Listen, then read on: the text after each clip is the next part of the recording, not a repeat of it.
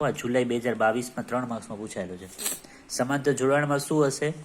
વિદ્યુત સ્થિતિમાન અલગ અલગ હશે, વિદ્યુત ભાર પણ અલગ અલગ હશે.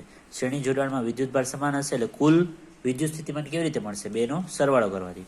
કેપેસિટન્સ સૂત્ર Q/V, ટોટલ કેપેસિટન્સ મળશે Q/V જેટલો એટલે ટોટલ વોલ્ટેજ Q/C.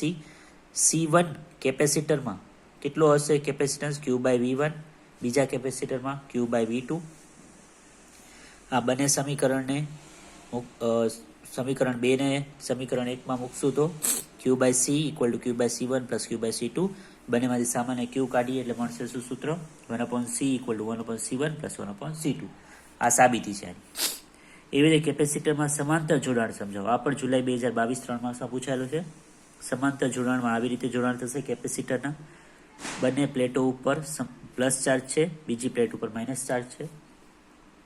ચાર્જનો મતલબ થશે વિદ્યુત ભાર. સમાંતર જોડાણમાં યાદ રાખવાનું શું સરખું હશે? વિદ્યુત સ્થિતિમાન.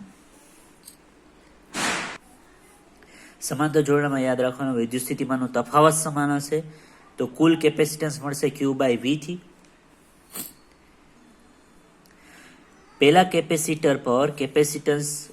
કેપેસિટરની અંદર વિદ્યુત ભાર કેવી રીતે મળશે? તો કેપેસિટન્સ અને વિદ્યુત સ્થિતિમાનનો ગુણાકાર કરવાથી.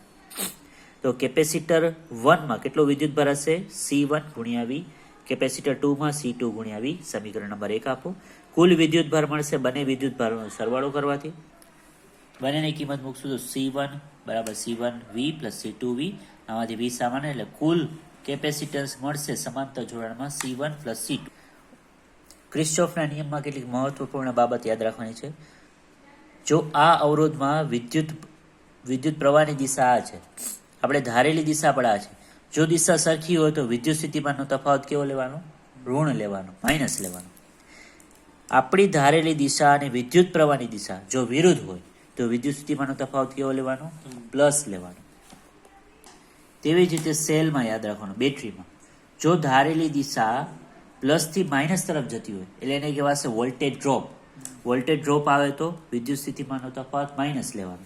એવી રીતે ધારેલી દિશા જો માઇનસ થી પ્લસ તરફ જતી હોય તો વોલ્ટેજ ગેઇન કહેવાય એટલે લેવાનો પ્લસ.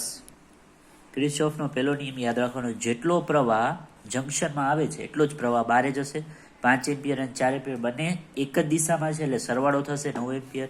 જો પ્રવાહ વિરુદ્ધ દિશામાં આવતો હોય તો બાદબાકી કરીને મળશે 2 એમ્પિયર. જો ઓહમના નિયમનો ઉપયોગ કરીને આ સર્કિટ આપણે સોલ્વ કરી વિદ્યુત પરિપથ, તો આ બંને અવરોધ શેમાં છે? શ્રેણી જોડાણમાં. એટલે કુલ અવરોધ મળશે સરવાળો કરવાથી. કુલ અવરોધ મળે 6 ઓહમ. V = IR નો ઉપયોગ કરશું તો ટોટલ વિદ્યુત સ્થિતિમાન તફાવત છે 9. વિદ્યુત પ્રવાહ શોધવાનો છે, અવરોધ છે 6. તો આપણે વિદ્યુત પ્રવાહ મળશે 1.5 એમ્પિયર. આ સર્કિટ કિર્ચોફના નિયમથી જો સોલ્વ કરીએ તો સૌથી પહેલો કામ શું હોય? પ્રવાહ બેટરીમાંથી બહાર કાઢવાનો. જેટલો પ્રવાહ બેટરીમાંથી બહાર આવશે એટલો જ પ્રવાહ બેટરીની અંદર જવો જોઈએ. બીજો સ્ટેપ થશે લૂપ લેવાનો.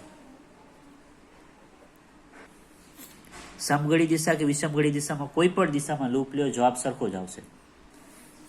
લૂપ લેવા પ્રમાણે સેલમાં દિશા આવે છે માઇનસ થી પ્લસ, તો વિદ્યુત સ્થિતિમાનનો તફાવત કેવો આવશે? એટલે સ્ટાર્ટિંગ કરવાની 9 થી 9. પછી લૂપ મુજબ આમાં લેતા પ્રવાહની દિશા આ છે, ધારેલી દિશા સમાન છે. સમાન દિશા હોવાથી વિદ્યુત સ્થિતિમાનનો તફાવત મળશે 3I - 3I. આમાં પણ સરખો વિદ્યુત સ્થિતિમાનનો તફાવત -3I. અહીંયા પાછો લૂપ પૂર્ણ થયો એટલે બરાબર કરી લઈ લેવાનો 0. આનું સાદરૂપ આપતા મળશે 9 - 6I = 0. તેથી 9 = 6I. તેથી I = 9/6 એમ્પિયર. જે ઓહમના નિયમ પ્રમાણે મળ્યો હતો એટલો જવાબ કિર્ચોફના નિયમથી મળ્યો. બરોબર.